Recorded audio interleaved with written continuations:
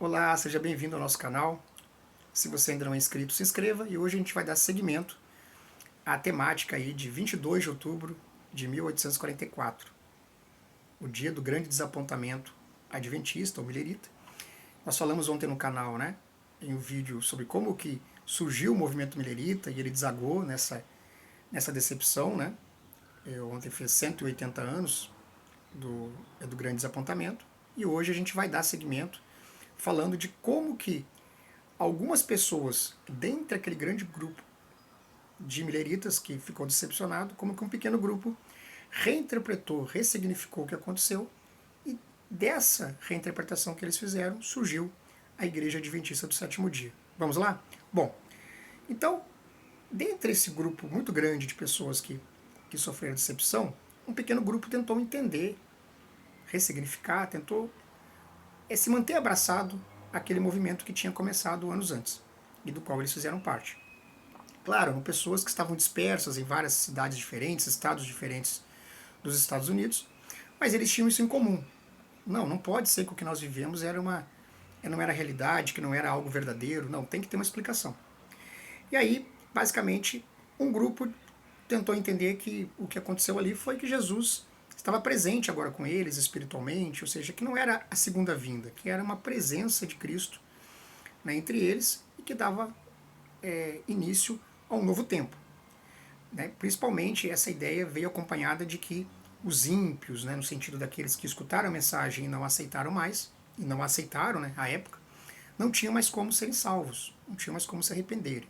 Então é a ideia ou doutrina da porta fechada. Um segundo grupo, que tentou ressignificar também, falou não tem nada a ver com isso, com presença de Cristo, mas o que aconteceu talvez é que nós entendemos errado a interpretação ali da parte final de Daniel 8,14. Ou seja, o problema não estava com o cálculo, que alguns também entenderam, talvez que o cálculo estava errado, não. É que lá fala que o santuário será purificado. Que santuário? Peraí, não existe mais santuário na Terra. Não existe mais um templo aqui, né? Que ele foi destruído, o templo judaico, né? Lá no ano 70 depois de Cristo, quando houve uma guerra entre o Império Romano e os judeus, lá da Judéia. Então o templo foi destruído. Então que templo é esse? Que santuário é esse? E eles lembraram que em Hebreus se fala que o tabernáculo, né, que foi erigido lá e que o Antigo Testamento fala, ele era uma sombra das coisas celestes. Então, existe um santuário no céu. E um desses mileritas, chamado Hiram Edson, um fazendeiro, uma pessoa de pouca expressão, né, no movimento milerita, era uma pessoa, um seguidor, mas ele, no dia seguinte, né, ao retornar, né, para casa, ele passou por um milharal, era uma região rural, né, e ele teve uma espécie de visão. Hoje em dia os adventistas falam que foi um insight, né, foi uma ideia que ele teve, mas de alguma forma ele narra que viu, ele olhou para o céu e viu que Cristo, né, estava vestido com roupas de sumo sacerdote ou de sacerdote. É isso que ele viu. Mas aí ele contou isso para os seus amigos, então ele entendeu que o que aconteceu naquele dia era algo no céu e que tem a ver com o templo, o santuário. Eles foram conversando, outras pessoas se envolveram, Apollo Turner, Crowther, alguns alimireritas que tentaram estudar a Bíblia junto com Hiram Edson para entender o que ele tinha visto. Imaginaram que era uma visão, embora algo muito singelo e que não tinha grandes explicações, mas eles tentaram entender. Então tem a ver com o santuário, tem a ver com Jesus como sumo sacerdote. E aí eles chegaram à conclusão de que Jesus havia saído do lugar santo, porque no templo lá judeu você tinha, na área interna, um lugar onde os sacerdotes, né, adentravam diariamente para fazer o sacrifício, que era o lugar santo. E havia um lugar que apenas anualmente, no dia da expiação, se fazia ali alguns ritos, que era o lugar santo dos santos, ou santíssimo. Apenas o sumo sacerdote poderia ali adentrar uma vez ao ano. Então eles entenderam que Jesus fazia uma mediação anterior desde que ele ascendeu aos céus, no lugar santo. E a partir de 22 de outubro de 1844, Jesus passou de um lugar para o outro. Então ele virou uma espécie de sumo sacerdote agora para fazer um serviço final, um rito final no lugar santíssimo, e que isso teria relação com os dias finais da história terrestre. E quando ele terminasse esse serviço no lugar santíssimo, ele retornaria à Terra. E essa mudança de lugar, para esses primeiros mileritas, eles resgataram algo daquele grupo que dizia que Jesus já tinha vindo, né, na sua presença. Que era o quê? A ideia de que os ímpios, né, aqueles que rejeitaram a mensagem milerita, não tinham mais salvação. Então eles abraçaram a ideia da porta fechada. Então o que era a mudança de Jesus inicialmente do lugar santo para o lugar santíssimo lá no céu? Era o fim do tempo da graça, ou seja, eles pegaram aquela parábola de Mateus 25, das 10 virgens, e lá fala que aquelas 5 que foram comprar, né, que foram lá para poder as suas lamparinas estarem funcionando, já que estava chegando a noite, foram comprar óleo. Quando elas retornam, a porta está fechada, elas não conseguem entrar mais no lugar onde vai ter o casamento.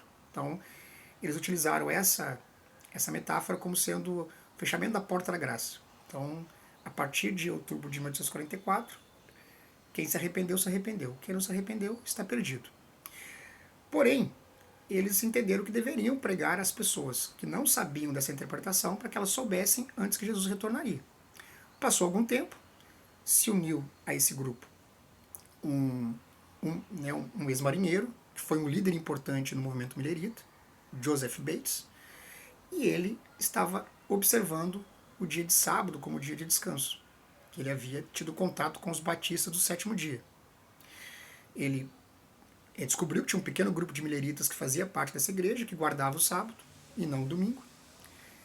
Ele estudou a Bíblia, entendeu que aquilo ali era o correto e começou a pregar. E aí ele viu essa explicação de que Jesus havia retornado, aliás, que Jesus havia passado de um lugar para o outro no santuário celestial, aceitou, e passado algum tempo, um jovem casal, Tiago, ou James White e Ellen White, que entendiam que ela estava tendo experiências, né, de visões, de ver coisas que explicavam o porquê que aquele movimento era correto e que eles deveriam seguir até que Jesus retornasse. Então ela seria uma visionária, teria um dom especial. E esse casal começou a guardar o sábado, aceitou a explicação lá daquele grupo de mileritas de que Jesus estava no lugar santíssimo agora e que a porta da graça tinha se fechado, até que Bates um dia aceitou também que ela tinha realmente o dom de profecia. Como isso aconteceu, depois a gente vai gravar um vídeo aqui para explicar. A questão é que quando esses grupos se uniram, né, os três, ou seja, as três ideias, Jesus saiu do lugar santo para o santíssimo, e isso deu início a uma nova fase na sua ministração como sumo sacerdote, e portanto a porta da graça, né, se fechou aqui. Segundo, é preciso que se guarde o sábado nesse período final, esses últimos anos da história terrestre. Eles imaginavam que Jesus retornaria em poucos anos.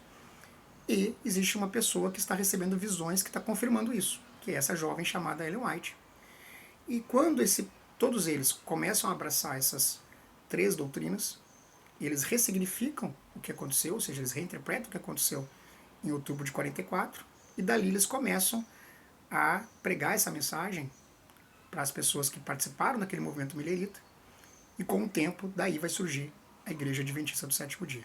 Bom, nós vamos continuar a série de vídeos, vamos falar um pouco mais sobre como que ocorreu a aceitação de Bates de Ellen White, como isso é controverso, uma visão que ela teve sobre o planeta Júpiter, o planeta Saturno, uma questão bem interessante para a gente poder entender melhor como que desse início surge a Igreja Adventista do Sétimo Dia. E vamos falar um pouco mais também sobre a doutrina do juízo investigativo, que é o que depois, ao longo dos anos, os adventistas foram reinterpretando a reinterpretação sobre o que Jesus está fazendo lá no Santuário Celestial. Não é mais aquela ideia inicial. Poucos anos depois eles começaram a modificar, e vamos também falar disso aqui no canal. Até lá, um grande abraço.